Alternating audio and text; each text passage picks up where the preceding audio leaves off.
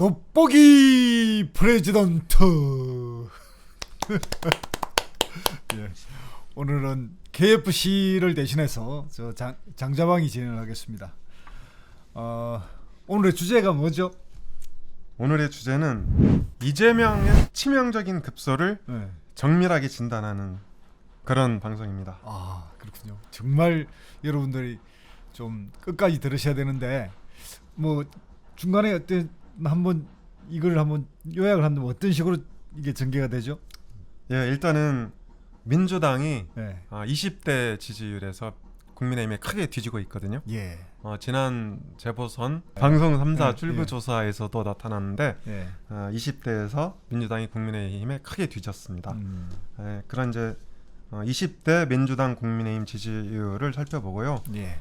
또 최근의 현상 중에 하나가 20대 남성에서 민주당이 국민의힘에 역전을 당했어요. 그렇죠. 네, 예. 이제 특히 이준석 당대표 출범 이후에 20대 남자들의 국민의힘 지지율이 높아지고 있는데 이제 이것이 모두 이재명 지사에게 불리하게 작용할 가능성이 큰 거죠. 그 다음에 이재명 지사는 유난히 20대와 여성에서 이 약점이 크게 노출돼 있습니다. 이런 점이 아마 이재명 지사가 경선에서 승리하더라도 본선에서 상당히 불리하게 작용할 소지가 있다. 예. 이제 이렇게 짚어볼 수 있을 것 같고요. 그리고 윤석열 전 검찰총장이 27일 출마 선언을 한다고 전원 알려져 있죠. 네, 전원을 전해왔죠. 예. 전원을 전해왔는데 뭐 실제 어떻게 될지는 모르겠지만 아무튼 예. 출마 선언을 하게 되면 본격적으로 정치 행보에 들어가는 거잖아요. 예. 드디어 오랜 침묵을 깨고 국민 앞에 이제 국민 검증대 앞에 서게 되는데 아무튼 윤석열 이준석 콜라보가 임박했다. 예. 우리도 콜라보인데 기분이 약간 나쁘네요. 예. 그래서 윤석열 이준석 콜라보는 바로 이재명의 약점을 정조준하고 있다. 이런 점을 저희가 간단히 밝혀드릴 거고요. 그리고 마지막으로 이재명이 대선 승리를 하기 위해서는 필승 카드가 필요한데 저희가 이 비밀을 공개하겠습니다. 좋습니다. 오늘 여러분 끝까지 들어주시고요. 지금이라도 좋아요, 구독 같이 눌러주시고 또 끝까지 들으면 더 좋습니다. 자, 프레지던트 TV가 자랑하는 이 돋보기, 우리 여기서만 공개하는 그 음문어의 오늘 그 뭐랄까요, 비장의 무기 한번 들어보겠습니다. 그러면 제일 먼저 이 20대에서 지금 국민의힘에 뒤지고 있다는 해상들은 뭐 여러 가지 이렇게 언론을 통해서도 좀 보셨을 건데 어떤 특징이 있는지 한번 다시 한번 알아볼까요? 네, 리얼미터 여론조사를 재구성했는데요. 예. 시청자 여러분 표를 보시면 아시겠지만 작년 6월 3주 민주당 20대 지지율이 38.2%였어요. 네. 그리고 이제 국민의힘은 24.8%에 그쳤는데 이것이 점점 추세가 바뀝니다. 그래서 2020년, 그러니까 작년 12월 두 번째 주에는 민주당이 26.2% 이렇게 이제 떨어졌고요. 반면 국민의힘이 야금야금 격차를 좁혀서 23.3%를 기록했습니다. 그러니까 오차 범위 이내로 이제 줄어든 거잖아요. 그러네요. 근데 여기서 우리가 20대라고 얘기하면 18, 19세를 포함하는 거고요. 18, 19세를 포함한 20대 유권자 비중이 전체 유권자 중에서 18.4%를 차지합니다. 약 5명 중에 1명. 네. 그래서 아마 내년 대선에서 20대가 이 대통령을 선택하는 그런 이제 캐스팅 보트를 주게 될 것 같은데요. 굉장히 이제 중요한 의미로 20대 지지율을 살펴볼 필요가 있다. 이렇게 이제 볼 수 있을 것 같고요. 그리고 올해 4월 재보선이 있었잖아요. 그렇습니다. 이때 2주 민주당 지지율이 25.3%였어요. 그런데 국민의힘 지지율이 35.4%였죠. 그러니까 역전을 했는데 사실 저희는 이제 20대 지지율이 ARS 조사에서 국민의힘이 크게 역전을 했지만 실제로 이제 이걸 좀 믿기 어려웠던 거죠. 왜냐하면 그동안 20대는 2050으로 묶여서 범진보 진영, 즉 민주당에 투표를 해왔기 때문에 이게 이 침묵의 나선이 작동하고 있는 거 아니냐 음. 이제 그런 희망적인 이 기대와 분석도 이제 저희가 했었는데 의외로 이 리얼미터 여론조사 결과가 그대로 출구조사에서 나타났어요. 그러게요. 네. 그러니까 우리 저 90년대생이 왜 이러죠?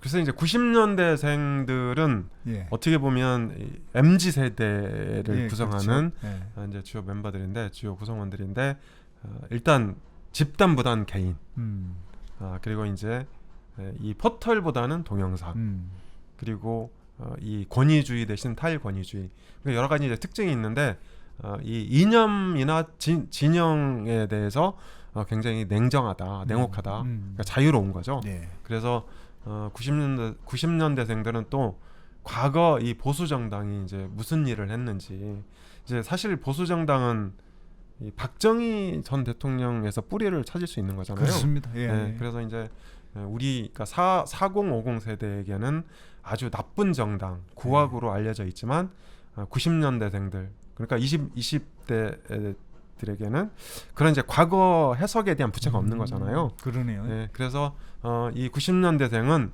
현재 민주당과 문 대통령 그리고 현재 국민의힘만 겪어봤기 때문에 국민의힘이 왜 나쁜지 네. 이제 모른다. 저번에 여기 우리 정인아 씨가 나와가지고 이야기했는데 태어날 때 이미 아파트에 태어났다. 다른 말로 태어날 때 이미 선진국이다.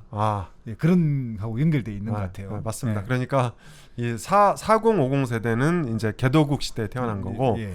90년대생 20대는 선진국 시대에 태어났기 때문에 그렇습니다. 상당히 자유롭게 예. 의사표시를 한다. 예. 그래서 20대가 민주당을 이탈하게 된 한 원인이 됐다. 이렇게 볼 수 있을 것 같고요. 그런데 문제는 이 격차가 점점 커지고 있어요. 6월 두 번째 주에는 민주당이 23.2%에 그쳤고요. 국민의힘이 무려 39.0%까지 올라갔어요. 예. 그러니까 1년 전 거의 두 배 차이. 예, 1년 전하고 비교해 보면 예. 완전하게 역전이 된 네, 그런 상황입니다.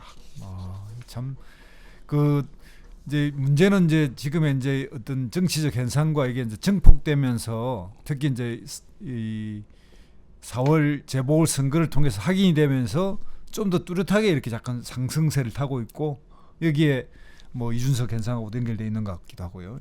예, 맞습니다. 자, 그럼 두 번째 남성 지지율이 이제 드디어 국민의힘에 역전당하고 있다. 이런 게 이제 다시 두 번째. 네. 예, 근데 이건 또 어떻게 한번 살펴볼까요? 네.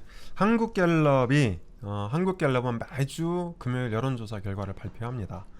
그런데 올해 3월부터 남성과 여성을 따로 분리해서 지지율 추정치를 내놓고 있어요. 어허. 이거는 이제 언론에서 한 번도 안 다룬 건데 예. 저희 프레지던트 TV에서 최초로 공개한 겁니다. 그래서 올해 3월 두 번째 주 남성 여성 지지율을 보면 민주당이 35% 그리고 국민의힘이 26%로 9%포인트는 앞섰어요. 예. 그런데 이 남성 여성 지지율 차이가 조금씩 바뀌기 시작합니다. 예. 바뀌기 시작해서 5월 4주 그러네요. 그러니까 지난달 4주에는 민주당과 국민의힘이 31%로 똑같이 동률을 이뤘어요. 그러던 남성 지지율이 6월 2주 그러니까 바로 지난주에는 민주당 28%, 국민의힘 33% 이렇게 이제 역전을 했는데 그러니까 이 민주당이 전통적으로 남성 지지율에서 앞섰었는데 이제 이게 뒤집어진 거잖아요. 예. 근데 이 국민의힘 전당대회하고 이준석 대표 출범하고 좀 연관이 있는 것 같아요. 예. 그러니까 이준석 대표가 젠더, 페미 이슈를 이제 역으로 활용해서 이대남을 공략하는데 성공했잖아요. 예. 그래서 이제 남성들의 국민의힘 관심이 매우 높아졌는데 이것이 영향을 미친 것이 아닌가. 전통적으로 민주당이 이제 지지율이 좀 더 높고, 네. 그 다음에 이제 국민의힘에 비해서는 그랬고, 또 제가 기억하기로는 그래도 이렇게 민주주의에 대한 이런 것 때문에 영남과 남성이 상대적으로 오히려 보수에 가깝고 여성이 이렇게 민주당 계열 좀 지지율가 더 높았다고 생각을 했는데 여긴 네. 또 좀 완전히 또 다른 결과가 나오니까. 그렇죠. 그러니까 이제 이건 남성 지지율만 뽑아서 본 건데, 예. 그러니까 이게 이재명 지사가 또 강점이 있는 게 남성에서 강점이 있는 거잖아요. 그렇죠. 네, 그래서 최근에 민주당이 이제 남성에서 상당한 이제 강점을 확보하고 있는데 여러 가지로 민주당의 기반이 악화하고 있다. 예. 그 중에서 남성 지지율이 국민의힘에 역전당했다. 이걸 좀 살펴본 거죠. 예. 그러면 이제 이렇게 두 개 이제 20대와 남성에 있어 민주당이 이제 국민의힘 역전을 당하고 있는 이것을 우리가 확인할 수 있고, 그러면 이제 드디어 더불어민주당에 있어서 현재 1위를 달리고 있는 이재명의 이제 약점 이런 것들은 살펴봐야 되겠네요. 그렇죠. 예. 그러니까 이재명 지사가 경선에서 뭐 이길지 어떨지 모르겠지만 일단 유력하잖아요. 예, 예. 유력하고 또 여야 전체 지지율에서도 선두권을 유지하고 있기 때문에 이재명 지사 중심으로 살펴보는 거에 대해서 다른 후보 지지층께서는 좀 이해를 부탁드립니다. 이재명 지사는 20대와 여성에서 유난히 약점을 노출하고 있다. 네. 아주 심각한 수준인데요. 2021년 3월 첫 주 이것도 이제 한국갤럽 여론조사를 재구성했어요. 그러니까 전체 지지율은 24%잖아요. 그렇죠. 예, 그런데 여성은 18%, 20대는 15%. 15%. 예, 이제 이렇게 됐고, 그다음 4월 첫째 주, 그러니까 매월 첫째 주를 같이 비교를 했는데 전체 지지율이 23%인데 여성은 17, 20대는 10%에 그쳤다. 예. 그러니까 20대 지지율은 거의 뭐 윤석열 지지율이랑 비슷해요. 그러네요. 그러니까 오히려 이제 60대보다 더 뒤지기도 하고, 그래서 20대 지지율이 상당히 심각한 수준이다 이렇게 볼 수 있을 것 같고요. 이게 지난달 5월 1주 5월 첫째 주. 네, 그러니까 전체 지지율은 25%인데 여성 20%, 20대는 18%. 18. 예. 그리고 6월 첫 주 전체 지지율 24%인데 여성은 20%, 20대는 9%에 그쳤다. 네. 네, 여성은 그래도 뭐 거의 유지하는 편인데 18, 20, 20이니까 네. 20대가 오히려 15, 18, 9 이렇게 내려갔네요. 네. 예. 그러니까 20대 지지율이 예. 조금씩 빠지는 경향도 있고, 그래서 이제 이 남은 20대 지지율이 여러 층에 분산이 돼요. 그러니까 예. 뭐 윤석열 전 총장한테도 가고, 홍준표 그 홍준표 의원 아직은 무소속이죠. 예. 네, 그다음에 이제 이 사이다 화법 뭐 유승민 예. 뭐 유승민 전 의원을 사이다라고 표현할 수 있을지 그래요? 모르겠지만 표현할 지금까지는 그러면 이재명의 사이다인데. 그러니까 이제 그런 성향, 사이다 성향. 예. 예를 들어서 이제 추미애 전 법무부 장관한테도 가 있고, 예. 그리고 또 묘한 거는 이낙연 전 대표한테도 가 있어요. 근데 아마도 이낙연 전 대표한테 가 있는 20대 지지율은 아마 중도 무당층 성향이 아닐까. 예. 그러니까 이재명 지사가 경선에서 승리한다 하더라도 다른 20대 지지율을 다 흡수할 수 있을지는 미지수다. 그래서 이재명 지사가 경선에서 승리해서 본선에 나간다 하더라도 이 여성과 20대 지지율을 회복하지 못하면 이 절반의 승리에 그칠 수 있다. 그러네요. 이런 이제 우려가 제기된다는 거죠. 예. 자, 그러면 이제 이런 종합을 이렇게 데이터 세 번을 훑어보면서, 자, 지금 대칭적으로 이제 국민의힘과 민주당 이 관계에서 이제 국민의힘 같은 경우에는 윤석열과 이준석 당대표 이 부분의 조합이 현실적으로 이제 이재명의 약점하고 연결되어 있다고 보는 거잖아요. 그렇죠. 예. 그러니까 제가 보기에 이번에 보수층이 이준석 당대표 체제를 출범한 것은 그러니까 일종의 도박일 수도 있는 거잖아요. 36세 정치력이 검증되지 않은 청년을 당대표로 만들었는데, 사실 그 이면에는 집권에 대한 강력한 의지가 있었다. 그리고 이제 이명박 박근혜 전 대통령으로부터 자유로운 당대표를 뽑고, 그리고 이제 거기에 걸맞게 또 자유로운 대선 후보를 선출하겠다. 이제 그런 의지가 좀 있는 것 같아요. 그러니까 스며 있는 거죠. 그러니까 고도의 전략적 그 투표 그런 행위인데, 사실 윤석열 전 총장도 이명박 박근혜 전 대통령과는 관계가 없잖아요. 오히려 이제 수사를 하면서 실제로는 본인이 오히려 적대적이었죠. 그렇죠. 수사 과정에 나온 거 보면. 그래서 이제 이 사람이 윤석열 전 총장이 그래서 여야 압도적 1위를 차지하고 있는데, 그 이면에는 보수층의 거의 뭐 올인하는 지지, 그렇죠. 이제 이런 것이 자리 잡고 있고, 최근에 또 최재형 감사원장 망둥이가 뛰니까 꼴뚜기도 뛴다고 꼴뚜기 최재형 감사원장도 뭐 한 4% 5% 지지율을 기록하고 있는데 이 사람도 관계가 없는 거잖아요. 예. 예, 그래서 그렇습니다. 아마도 보수층은 이번에도 이명박 박근혜 전 대통령과 관계가 없는 사람을 대선 후보로 뽑을 가능성이 높다. 만약에 이제 지금 뭐 화제가 되고 있는 윤석열 엑스파일과 연결돼서 만약 윤석열 엑스파일에 끊기면 네. 그래도 이게 유준석 당대표와 이게 콜라보가 연결될까요? 제 생각은 이제 모르겠어요. 그러니까 이 장성철 소장이 봤다는 그 엑스파일이 아마도 이제 검증되지 않은 자료가 아닌가. 그래서 이제 이게 뭐 실체도 있을 거고 또 단순한 어떤 추정치도 있을 거고 그래서 그것이 밝혀지는 데는 상당한 시간이 걸린다. 이제 사실 생산자와 유통자를 다 걷어내야 되는 거잖아요. 예. 그리고 이제 윤석열 전 총장이 어제 이 괴문서라고 규정을 하면서 정치 공작이라고 이제 덧붙이고 했단 말이죠. 예. 그래서 이게 실체 규명보다는 정쟁만 남을 가능성이 더 큰 게 아닌가. 그래요? 예. 그래서 저는 이준석 윤석열 콜라보 등장이 임박했다 이렇게 보고 있고요. 또 이게 착한 사람은 정치를 못하는 그 징크스가 있잖아요. 예.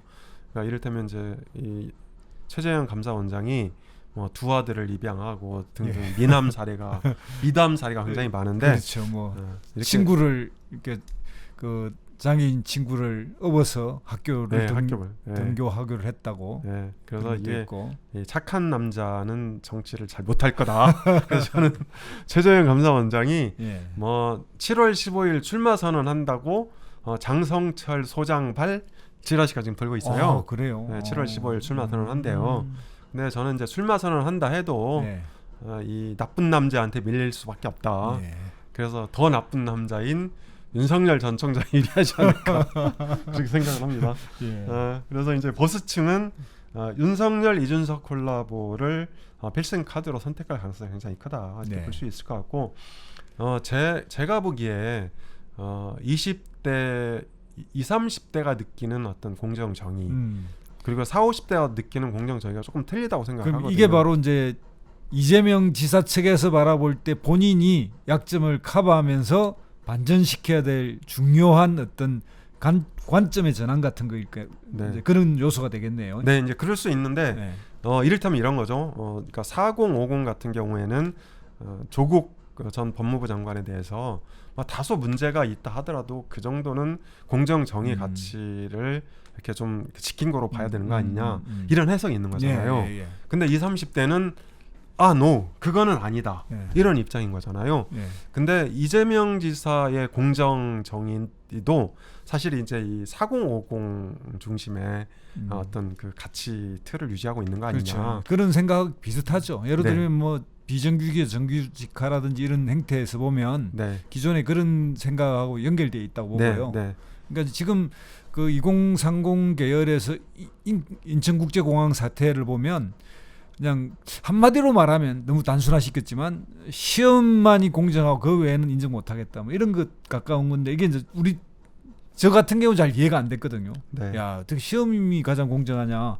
그 20대 공부 성적이 그러면 직장이나 이런 걸 선택하고 평생을 좌우한단 말이냐? 뭐 이런 생각을 하고 있는데 아무튼 현재 그 젊은 친구들은 이제 그런 생각이 가깝더라고요. 네, 맞습니다. 그래서 이걸 마저 정리를 하자면 윤석열 전 검찰총장은 공정 정의를 매개로 20, 30대를 공략할 수 있는 그런 지점이 좀 있다. 이렇게 이제 생각이 들고요. 이준석 당대표는 민주당과 이재명 지사가 강점을 갖고 있었던 20대 남성을 공략하는 이제 이런 그 틈새 전략을 펼 가능성이 있다. 그래서 이재명 지사의 약점이 윤석열 이준석 콜라보에 노출됐다. 그러니까 이렇게 정리를 할 수 있을 것 같아요. 그리고 이 마지막 거는 이제 장자방님의 그 전문 분야인 것 같은데 이재명 지사가 대선 본전에서 승리할 수 있는 필승 카드가 있다면서요. 이거는 저기 장자방께서 설명 좀 저는 해주시죠. 이제 이렇게 생각합니다. 한국 사회에서는 그 정치적으로 본인의 근거지에서 비롯되는 기득권, 그러니까 이제 뭐 좀 더 직설적으로 표현하면 본인이 싸질러 놓은 똥은 본인이 치워야 한다. 그리고 본인에게 가장 지지 기반이라고 생각되는 부분의 약점이 국민들 분노의 지점이다 이렇게 생각하거든요. 그래서 한국 사회 50대 40대들에게 당연하다고 생각했던 것이 20대 30대들이 볼 땐 당연하지 않은 문제들이 있는 거죠. 그러니까 예를 들면 이제 지금 연공급이라든지 그리고 이제 노조에 의한 투쟁에 의해서 노조라든지 대기업이 그러니까 소속인 사람은 당연히 높은 월급을 받거나 그러니까 과다 보호. 그렇죠. 네. 과다 보호되고 또 본인들의 기득권을 중심으로 찾아가고 그러지 못한 것에 대한 이런 부분에 대해서 진보 영역의 어떤 강점이었고 지지 기반이었지만 대중들이 볼 때는 기득권으로 생각되는 부분에 대해서 좀 두려워하지 말고 먼저 혁신과 개혁에 분명한 어떤 솔루션을 내놔야 한다 이런 생각이 들고요. 그렇게 하면 오히려 지금 현재 이제 20, 30대 지지라든지 한국 사회에서의 공정의 개념의 새로운 그러니까 기존에 우리가 생각해왔던 공정 가치에 좀 더 새로운 관점이 보강되지 않을까 이렇게 생각하는 편입니다. 저는. 저도 비슷한 생각인데요. 제가 보기에도 우리 사회는 4050 세대를 과다 보호하는 사회다. 그러니까 예를 들어서 정년 연장 논란이라든지 그렇죠. 이게 뭐 지금 60대까지도 연장할 대기업에 일부 되고 있는데 이걸 다시 65세까지 하고 이러면 이거는 정말 아마 뭐 세대 전쟁이 일어나지 않을까 이런 생각이 들고 우리가 80년대 민주화를 위해서 우리가 좀 희생을 했던 세대잖아요. 다시 한번 역사적 결단과 희생이 필요하다고 생각해요. 그러니까 당연히 뭐 정년 보호를 해야만이 한국의 노인 세대의 뭐 이런 빈곤을 해결하고 이런 그 명분은 좋은데 실질적으로 좀 결단을 해야 한다. 네. 그래서 다시 한번 역사적 역할을 자각하고 소위 586 세대의 후세대 그러니까 냉정히 생각해 보면 저희 아들 딸이더라고요. 그렇죠. 예, 네, 그들을 맞습니다. 위해서 좀 우리가 길을 열고 좀 더 사회적 대타협을 할 필요가 있다 이런 생각이 듭니다. 네. 그리고 이제 예를 들어서 정규직 전환 같은 그런 이제 이 정책도 과감하게 이제 수정할 필요가 있다. 그리고 사실 프랑스가 자랑하는 자크 아탈리라는 미래학자가 벌써 30년 전에 이 디지털 노마드, 그러니까 이 디지털 유목민에 대해서 얘기를 한 건데 이건 사실 이게 노동 경직성을 좀 깨자는 그런 주장이잖아요. 그렇습니다. 그래서 이 정규직 전환 같은 제도도 이제는 좀 재검토해야 된다. 그러니까 4050 세대를 보호하고는 2030 세대한테 길을 열어줄 수 없다.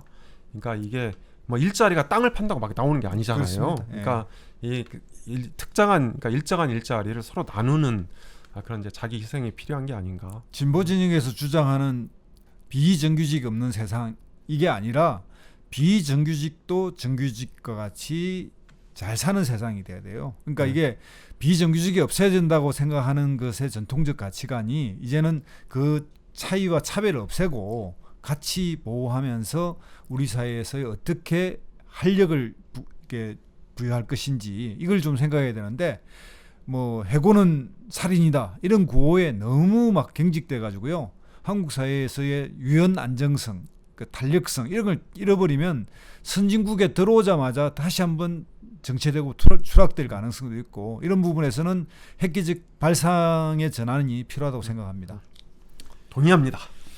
자, 그럼 오늘 이제 결론적으로 한번 말 정리를 해보면 어쨌든 민주당이나 그 다음에 뭐 민주당에서 현재 이를 달리고 있는 이재명 지사나 이런데 약점이 국민의힘의 지금 현재 강세 지점으로 등장하고 있기 때문에 이걸 어떻게 이제 극복할 것인가 이런 문제죠. 네, 네. 그래서 이제 저희가 방금 이제 장자방님께서 제안하신 거는 이 공공 부문에 대한 과감한 혁신 그리고 4050 세대의 기득권을 부셔버리자. 그래야 2030 그러니까 우리의 아들 딸들에게 길이 열린다. 그러니까 이제 이렇게 정리할 수 있을 것 같습니다. 네. 자, 오늘 여러분 그 지금까지 들으시고 이게 좀 파격적인 이야기지만 이게 근거가 없는 이야기가 아니라는 걸 확인할 수 있었습니다. 자, 그럼 여러분 다음 시간을 기다려 주시고요. 좋아요, 구독. 그러면 돋보기 프레젠트 여기서 마치겠습니다.